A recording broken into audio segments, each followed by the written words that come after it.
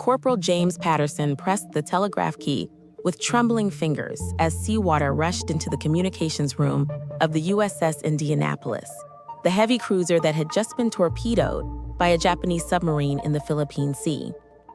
At 24 years old, he was one of the ship's most experienced radio operators, responsible for maintaining communications with Pacific Fleet headquarters during the final months of World War II. But on this moonless night of July 30th, 1945, as the massive warship began its death plunge into the dark waters, James faced the most critical transmission of his naval career, sending an SOS that could save the lives of 1,196 sailors who would soon be struggling for survival in shark-infested waters. The torpedo strike had come without warning at 12:14 a.m., catching most of the crew asleep in their bunks after what had seemed like a routine transit from Guam to Leyte Gulf. The Japanese submarine I-58 had fired 6 torpedoes at the Indianapolis, with 2 finding their target and ripping massive holes in the cruiser's bow and amidship sections. The explosions killed hundreds of sailors instantly, destroyed critical propulsion and electrical systems, and initiated flooding that would sink the 610-foot warship in less than 12 minutes. James had been off duty when the torpedo struck, sleeping in his bunk below decks when the first explosion threw him against the bulkhead with enough force to fracture 2 ribs. His first conscious thought after the initial shock and disorientation wore off was that he needed to reach the communications room and transmit a distress signal before the ship's electrical systems failed completely or the radio equipment was destroyed by flooding. The journey to the communications room required James to navigate through compartments that were rapidly flooding, past injured sailors calling for help, through passageways blocked by debris and damaged equipment. His training had emphasized that radio operators had specific responsibilities during emergencies that superseded personal safety considerations. Getting distress signals transmitted was more important than individual survival because those transmissions could save hundreds or thousands of other lives. James had grown up in rural Virginia, the son of a telegraph operator who worked for the Norfolk and Western Railway. He had learned Morse code from his father before he could ride a bicycle, developing the speed and accuracy that would make him valuable for military communications service. When he enlisted in the Navy in 1942, his telegraph skills had immediately marked him for radio operator training, leading to assignment aboard the Indianapolis in 1943. His service aboard the heavy cruiser had been distinguished by reliability and professionalism that earned the respect of both his fellow radiomen and the ship's officers. James had transmitted thousands of messages during the Indianapolis's combat operations throughout the Pacific, maintaining communications during naval battles, shore bombardments, and the recent top-secret mission that had delivered atomic bomb components to Tinian Island just days before the torpedoing. What would you do if you had minutes to send a message that could save over 1,000 lives? When James reached the communications room, he found it already partially flooded, with seawater pouring through damaged bulkheads and covering the deck to a depth that would soon submerge the electrical equipment. The main radio transmitter was still operational, powered by emergency batteries that would function until the flooding shorted out the electrical systems. But James could see that he had perhaps 5 minutes, maybe less, to compose and transmit a distress signal before the equipment failed completely. The standard naval distress protocol required transmitting the ship's identity, position, nature of emergency, and number of personnel aboard. But James also understood that the Indianapolis had been operating under radio silence during its transit, meaning that Pacific Fleet headquarters might not be actively monitoring for transmissions from the cruiser. His distress signal would need to be compelling enough to ensure that whoever received it would recognize its urgency and initiate immediate rescue operations. James's first transmission went out at 12:15 a.m., just 60 seconds after the torpedo strike. The message was brief but contained all essential information. Indianapolis torpedoed, stop, sinking fast, stop. Need immediate assistance, stop. Position 12 degrees 2 minutes north, 134 degrees 48 minutes east, stop. 1,196 souls aboard. The transmission required only 30 seconds to complete, but James repeated it 3 times to ensure maximum probability of reception, despite atmospheric conditions and the possibility that receiving stations might not be monitoring the emergency frequency at that exact moment. Military communications doctrine emphasized redundancy for critical messages, understanding that single transmissions might be missed due to technical problems or operator inattention. As James completed his 3rd repetition of the distress signal, the seawater flooding into the communications room reached the level of the electrical equipment, creating sparking and smoking that indicated the radio systems were failing. But James also noticed that one of the emergency radio transmitters, a backup system designed to operate even when main power was lost, remained above water level and might still be functional. The emergency transmitter was a simpler system than the main radio, with less power and shorter range, but it operated on different frequencies and could potentially reach receiving stations that hadn't monitored the initial distress signal. Activating the emergency transmitter required James to wade through chest-deep water while the ship continued its death plunge, working in near total darkness as emergency lighting failed throughout the sinking vessel. James reached the emergency transmitter and confirmed it was still operational, though he estimated he had less than 2 minutes before rising water would submerge this equipment as well. He composed a second distress message, this one even more urgent and specific about the Indianapolis's desperate situation. Heavy cruiser Indianapolis torpedoed and sinking. Stop. Immediate rescue required. Stop. Estimated 12 minutes to complete sinking. Survivors will be in water. Stop. Position 12 degrees 2 minutes north, 134 degrees 48 minutes east. Stop. Send help immediately. Have you ever worked with complete focus while knowing your own life was in immediate danger? As James transmitted this second distress signal, he became aware that the ship's list had increased dramatically, with the bow section completely submerged and the stern beginning to rise out of the water. The flooding in the communications room had reached his shoulders, and electrical systems throughout the compartment were failing as seawater shorted out circuits and destroyed equipment. Standard procedure required radio operators to abandon their stations once distress signals had been transmitted and report to their assigned abandoned ship stations. But James also understood that his distress transmissions might not have been received, or might have been received but not properly understood or acted upon by Pacific Fleet communications personnel. The thought that 1,196 sailors might die because his distress signals had failed to reach the right people was unbearable.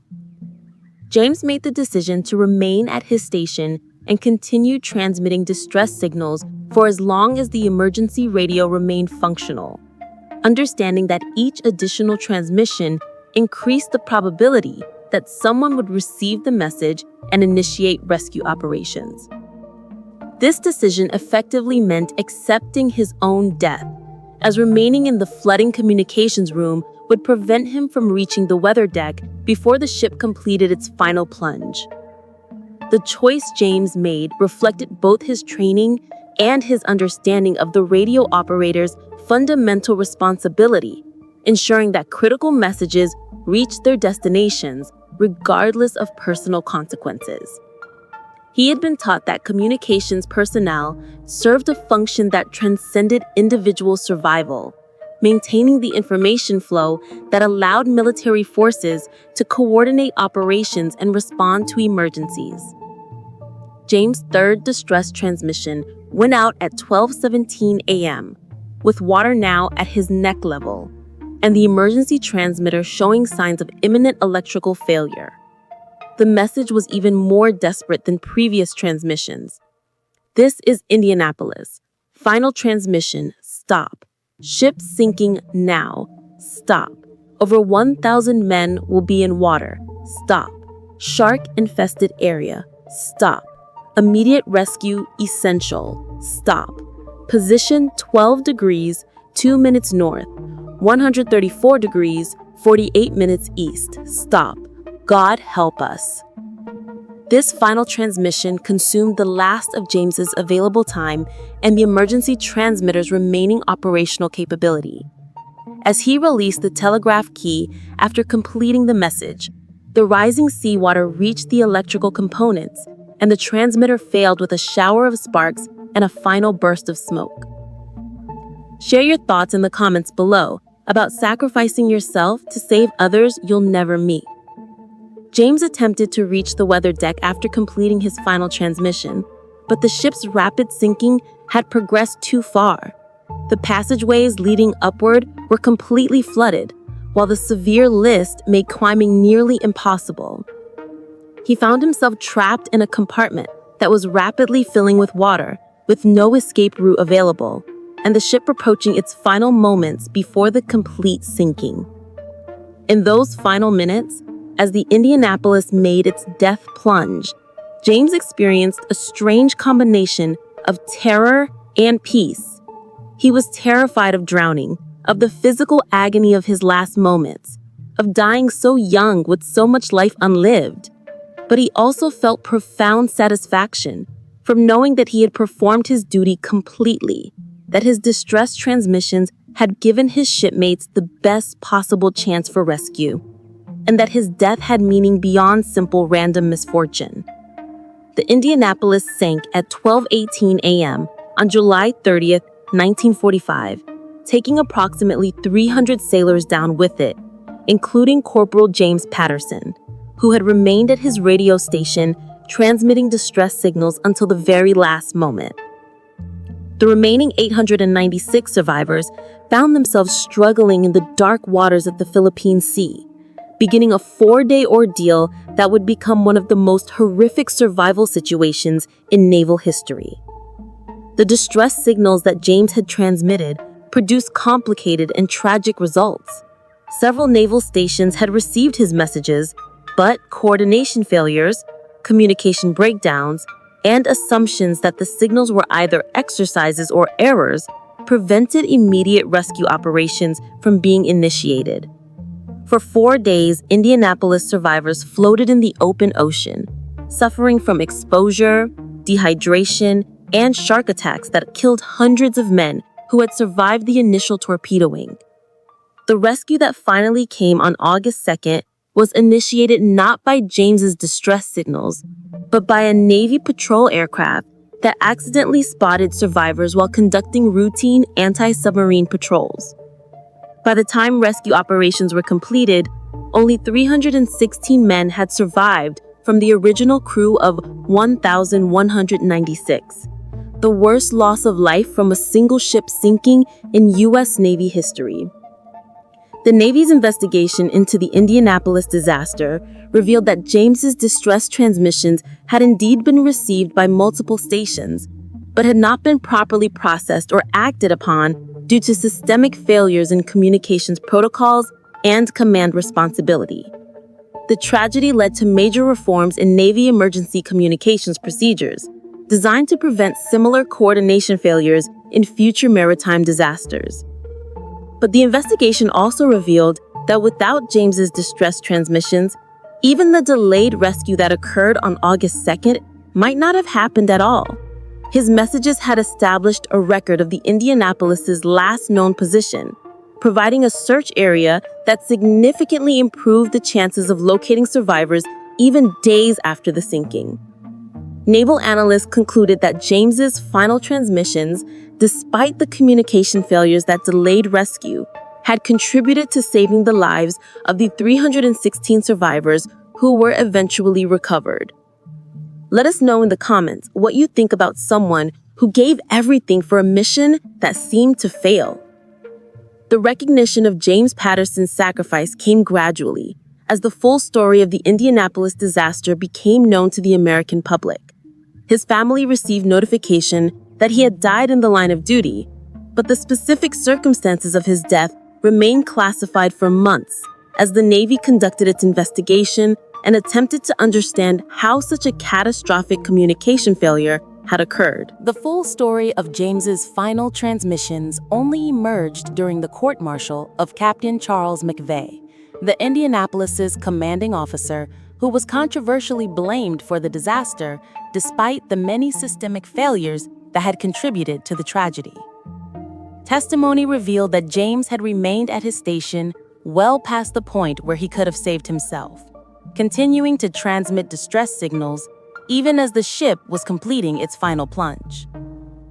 James's parents received their son's posthumous Navy Cross in 1946, with the citation recognizing his extraordinary heroism and devotion to duty in remaining at his radio station during the sinking of USS Indianapolis, continuing to transmit distress signals that established the ship's last known position and contributed to the eventual rescue of 316 survivors who might otherwise have been lost entirely, sacrificing his own life to provide his shipmates with the best possible chance of survival.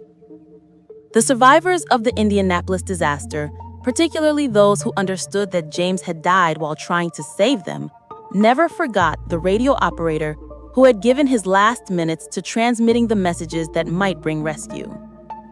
At their annual reunion gatherings, which continued for decades after the war ended, they always observed a moment of silence for James Patterson and the other crew members who had died not from the torpedo strike itself, but from choosing duty over survival during the ship's final minutes.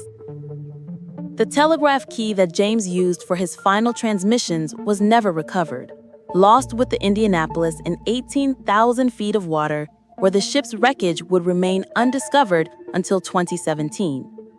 But a duplicate key from the ship's backup communications equipment, recovered from Navy archives, was eventually donated to the National Museum of Naval Aviation, where it serves as a memorial to military communications personnel who have sacrificed their lives to maintain vital message traffic during emergencies. Today, James's story is taught in Navy communications training as an example of the radio operator's fundamental responsibility to ensure critical messages are transmitted regardless of personal circumstances. His decision to remain at his station, transmitting distress signals while his ship sank, demonstrated the highest standards of military professionalism and personal courage. Corporal James Patterson proved that individual dedication to duty can have lasting significance even when immediate results seem disappointing, or when systemic failures prevent proper responses to critical information. His final transmissions established the Indianapolis's last known position, contributing to the eventual rescue of 316 survivors who might otherwise have been lost entirely. His sacrifice reminds us that doing one's duty completely, even in apparent failure, can have consequences that extend far beyond what any individual can see or understand in their final moments. If you enjoyed this story, please like, subscribe, and leave a comment to share your thoughts.